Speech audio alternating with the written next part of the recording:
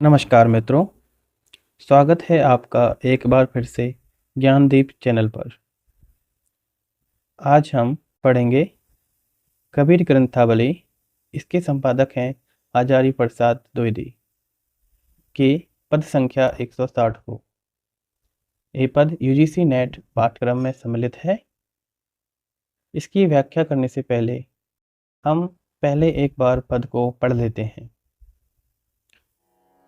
लोकामति के भोरा रे, जो काशी तन तजे कबीरा, तो रामई कहा निहोरा रे।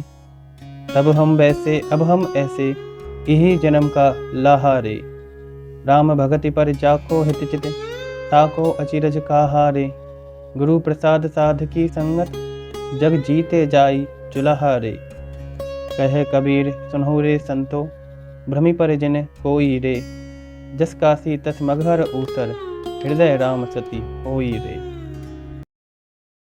चलिए अब हम पद की व्याख्या करने से पहले इसका संदर्भ और प्रसंग देख लेते हैं। प्रस्तुत पद कबीर ग्रंथावली, इसके संपादक आचार्य प्रसाद द्विवेदी हैं से लिया गया है तथा इसके रचनाकार कबीरदास जी हैं। प्रसंग देखें तो कबीरदास जी ने इस पद में धार्मिक रूढ़िवादियों का खंडन किया है तथा अद्वैतवाद की ओर संकेत किया है। अब पद की व्याख्या देखते हैं। लोकामति के भोरा रे, जो काशी तन तजे कबीरा, तो रामई कहा निहोरा रे। कबीरदास जी बता रहे हैं कि लोग जो है ना बहुत ही भोली भाली मति के यानी कि बुद्धि के हैं। लोगों की जो बुद्धि है ना बहुत ही भोली भाली है। तो लोग भोले हैं तो वो सहज ही झूठी मान्यताओं में, रूढ़िवादियों में फंस जाते हैं।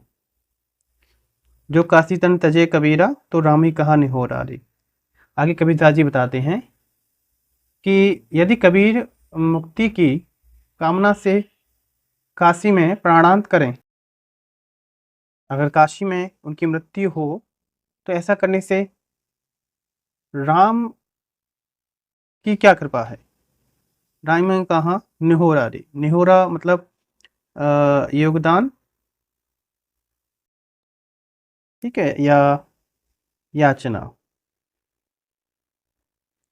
कबीरदास जी कहते हैं कि अगर मैं काशी में जाकर अपने प्राणों को त्याग दूं तो मुझे मुक्ति मिले, इसमें राम का योगदान कहाँ पर है।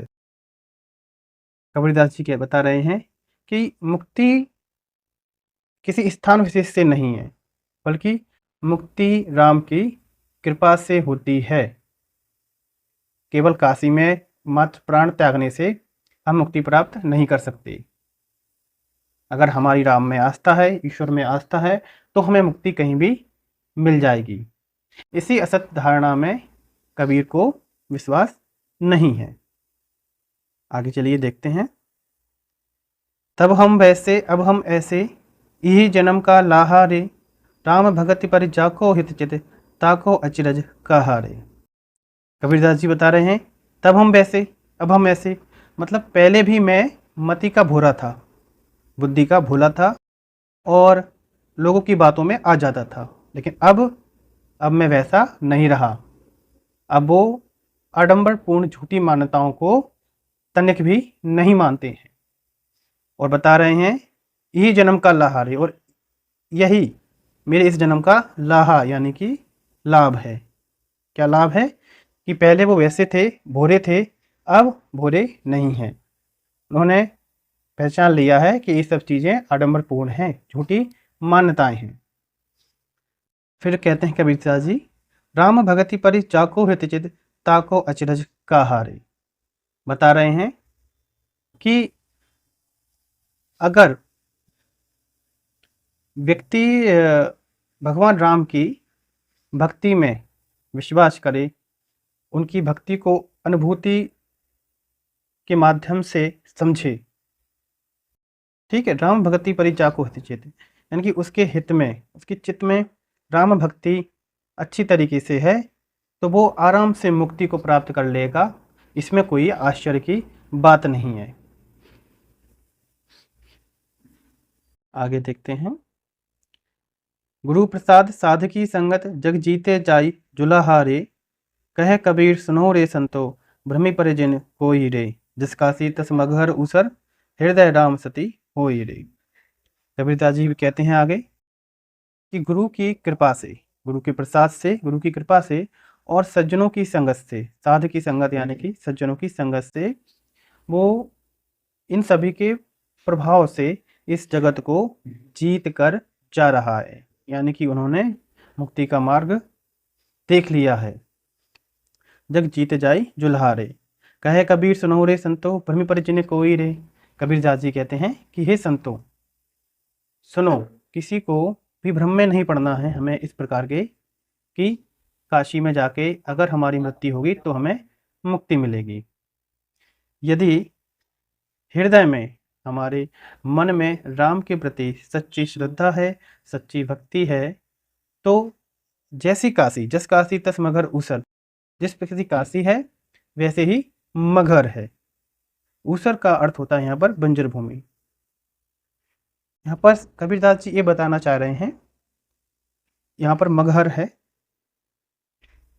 आएगा मगहर, जिस काशी तस मगहर ऊसर हृदय राम सती हुई। कबीरदास जी कह रहे हैं कि जिस प्रकार काशी के लोग हैं, उनका व्यवहार है, निष्ठुर लोग हैं, उसी प्रकार के लोग ही मगहर में हैं। ऊसर का उनका तात्पर्य यही है। कहीं पर भी हम मृत्यु को प्राप्त करें, लेकिन अगर हमारे हृदय में राम के प्रति आस्था है तो हमें मुक्ति अवश्य मिलेगी। कबीरदास जी इस पद के माध्यम से यही बताना चाह रहे हैं। कबीरदास जी ने अपने पदों में हमेशा बाहरी आडंबरों, झूठी मान्यताओं और पाखंडों का घोर विरोध किया है। वह व्यक्ति किसी भी धर्म, चाहे वो हिंदू हो, मुस्लिम हो या कोई भी धर्म हो, सभी में व्याप्त कुरीतियों को, धार्मिक आडंबरों को उन्होंने लोगों को समझाया है कि इन्हें हम किस प्रकार दूर करें और कैसे इनसे दूर रहें। अगर हम और आगे देखें तो इस पद में जो भाषा है, कबीरदास जी की भाषा, इसमें तदुकड़ी भाषा है। इसमें राजस्थानी, पंजाबी, खड़ी बोली और ब्रज भाषा यानी कि पंचमेल खड़की की भाषा है। पद में गेयता है, यानी हम इस पद को गा सकते हैं संगीत के साथ। और लक्षणा व्यंजना शब्द शक्ति का सुंदर समन्वय हम यहाँ पर देख सकते हैं। तो आज के लिए धन्यवाद। अगले पद की व्याख्या के साथ हम फिर हाजिर होंगे। बहुत बहुत धन्यवाद।